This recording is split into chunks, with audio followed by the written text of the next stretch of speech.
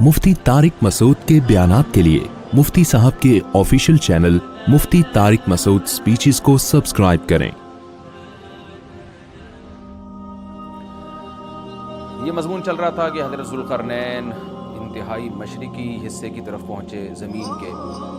वो इलाक़े फ़तह करने के बाद फिर हज़रत ज़ुल्क़रनैन ने ज़्यादातर मुफस्सिरीन की राय के मुताबिक शुमाल का रुख किया। कुरान में नहीं है कि नॉर्थ की तरफ गए या साउथ की तरफ गए, लेकिन कुछ चीज़ें बदीही होती हैं। आबादी ज़ाहिर है उस वक्त नॉर्थ ही की तरफ ज़्यादा थी, साउथ की तरफ आबादी बहुत बाद में दुनिया में आई है और अब भी बहुत कम आबादी है साउथ की तरफ। तो गालिब यही है कि नॉर्थ की तरफ हज़रत ज़ुल्क़रनैन गए। कुरान कहता है सुम्मा अत्बअ सबबा हत्ता इज़ा बलग़ बैन अस्सद्दैन। सद कहते हैं बंद करना, कहते हैं ना सद्दे बाब, और इंसिदाद दहशत गर्दी, बाब इनफ़िआल में जाएगा तो इंसिदाद यानी दहशत गर्दी को बंद करना। तो सद्दैन दो सद यानी दो आड़ें, तो पहाड़ को आड़ से ताबीर किया गया है क्योंकि पहाड़ रुकावट बन जाता है, इधर की आबादी इधर और उधर की इधर जाने के लिए, तो एक आड़ की तरह होता है।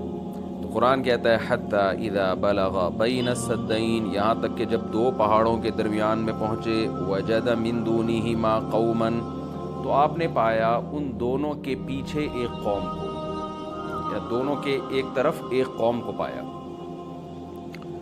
ला यकादून यफ़क़हून क़ौला, ऐसी कौम थी ला यकादून यफ़क़हून क़ौला, के बात समझने की सलाहियत ही नहीं थी उसके अंदर।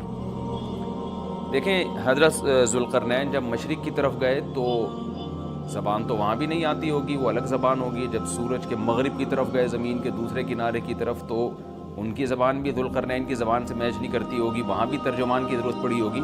लेकिन वहाँ कुरान ने ये नहीं कहा कि वो बात समझते ही नहीं थे। लेकिन जब नॉर्थ की तरफ गए हैं तो कुरान कह रहा है ऐसी कौम देखी पहाड़ों के पीछे जो कुछ समझने की उसमें गोया सलाहियत ही नहीं थी, ला यकादून, उनमें खोपड़ी नहीं थी उनकी। इसलिए ज़्यादातर मुफस्सिरीन इस तरफ गए कि ये कोई वाशी कौम थी।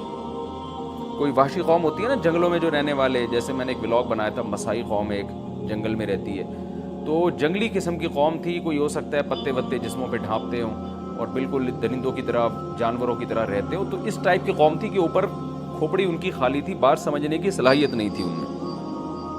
क़ालू या ज़ुल्क़रनैन, वो ज़ुल्क़रनैन से आके कहने लगे इन्ना याजूज व माजूज मुफ़सिदून फ़िल अर्द, क्या ज़ुल्क़रनैन आप अल्लाह के नेक बुज़ुर्ग हैं, आप आए हैं अल्लाह अल्लाह सिखा रहे हैं लोगों को, दीन की दावत दे रहे हैं, तौहीद की दावत दे रहे हैं, तो एक काम हमारा कर दें कि एक कौम है याजूज और माजूज जिसने ज़मीन में फ़साद मचा के रखा हुआ है। अब सवाल ये पैदा होता है कि जब उस कौम में कुछ समझने की सलाहियत ही नहीं थी तो उनको ये कैसे पता चल गया कि ये ज़ुल्क़रनैन अल्लाह के नेक बंदे हैं, और फिर इनसे बातचीत भी हुई और ज़ुल्क़रनैन ने उनको आगे ये भी बताया कि मैं दोनों पहाड़ों के दरमियान सीसा पिलाई हुई दीवार बना के इन पहाड़ों को बंद कर दूंगा, उसमें मेरे साथ ये ताउन करो। तो ये सब कॉन्वर्सेशन हुई कैसे? तो उसका जवाब आसान है, ज़ाहिर है जितनी भी बेवकूफ़ कौम हो, किसी न किसी तरीके से इशारों से, तर्जमान से, मुख्तलिफ़ तरीक़ों से उसको, थे तो बहरहाल इंसान ना, कोई गधे घोड़े या कोई बंदर तो नहीं थे इंसान।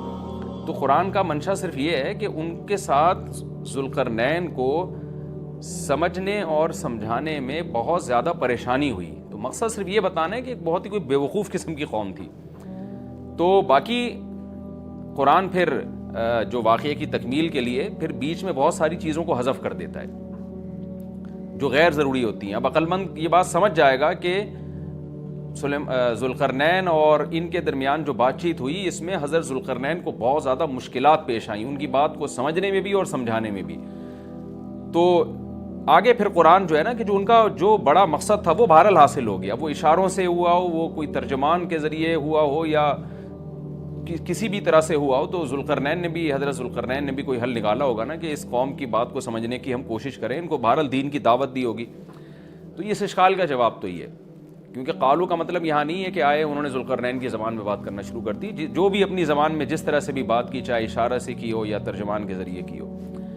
दूसरी बात यह है कि उन्होंने हज़रत ज़ुल्क़रनैन की ताकत का तो अंदाज़ा लगा लिया था कि ये इतने पावरफुल एक लश्कर के साथ आए हैं और इनके पास इतना असलहा है, इतने घोड़े हैं, तो ये हुनरमंद हैं। और आगे रिक्वेस्ट उन्होंने इसलिए भी की कि हज़रत ज़ुल्क़रनैन की बुज़ुर्गी का भी उनको अंदाज़ा हो गया। देखिए अल्लाह ताला ने इंसान की नेचर ऐसी बनाई है कि जो नेक लोग होते हैं ना, उनकी तक़वा और लिल्लाहियत का, उनकी बुज़ुर्गी का गैर मुस्लिमों पे भी असर पड़ता है। हिंदुस्तान में उलमा बताते हैं कि हिंदू مسلمان بزرگوں کے پاس آیا کرتے تھے دعا کرانے کے لیے، اب بھی آتے ہیں۔ انڈیا کے بعض علماء نے ہمیں بتایا کہ ہمارے پاس ہندو بھی آتے ہیں اور کہتے ہیں ہمارے لیے دعا کریں اللہ تعالیٰ سے، کیونکہ ایک لاشعوری طور پر انسان کے ذہن میں یہ بات ہوتی ہے کہ بھئی یہ اللہ والا آدمی ہے۔ جیسے یوسف علیہ السلام جب جیل میں تھے تو غیر مسلم یوسف علیہ السلام کے پاس آئے اور کہنے لگے کہ آپ ہمیں خواب کی تعبیر بتائیں۔ اب سوال پیدا ہوتا ہے کہ بھئی وہ تو غیر مسلم تھے اور یوسف علیہ السلام نمازی پرہیزگار تھے، تو غیر مسلموں کو کیسے اندازہ ہو گیا کہ یہ خواب کی تعبیر بتائیں گے؟ اس کا جواب یہی ہے کہ لاشعوری طور پر اللہ نے دلوں میں ایک ہیبت ڈالی ہوتی ہے پرہیزگار لوگوں کی، ایک روب ڈالا ہوا ہوتا ہے اور ایک عظمت ڈالی ہوئی ہوتی ہے۔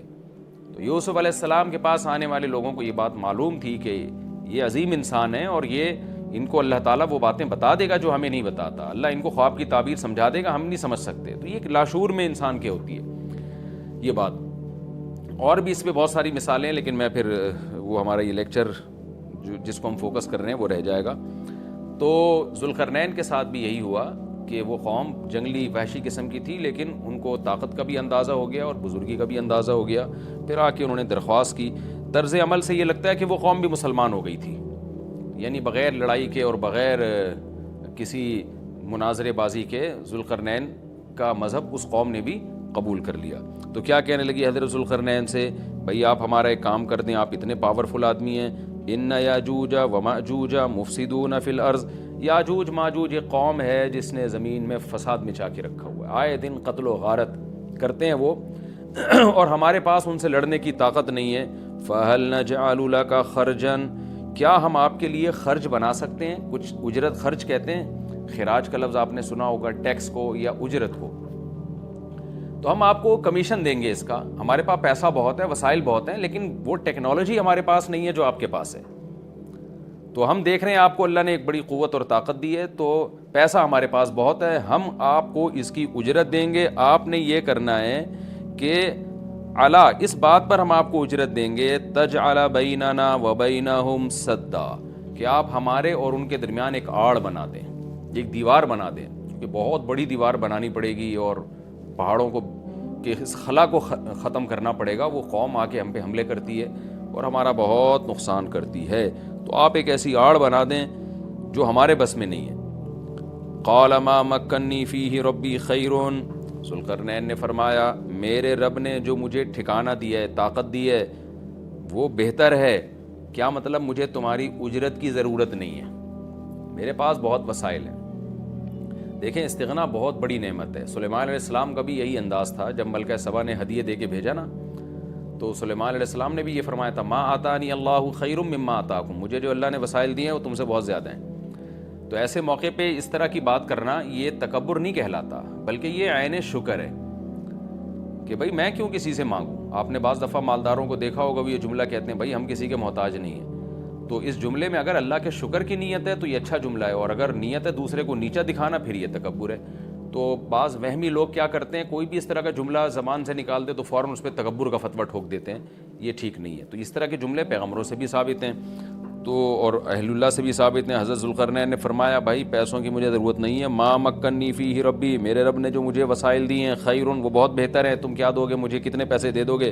ہاں مجھے افرادی قوت کی ضرورت ہے، کیونکہ اتنے بھاری بھرکم پتھر اٹھا کے پہاڑوں پہ لے کے جانا، لوہے کی پلیٹیں لے کے جانا، اس کے لیے افراد چاہیے، مزدور چاہیے، لیبر چاہیے۔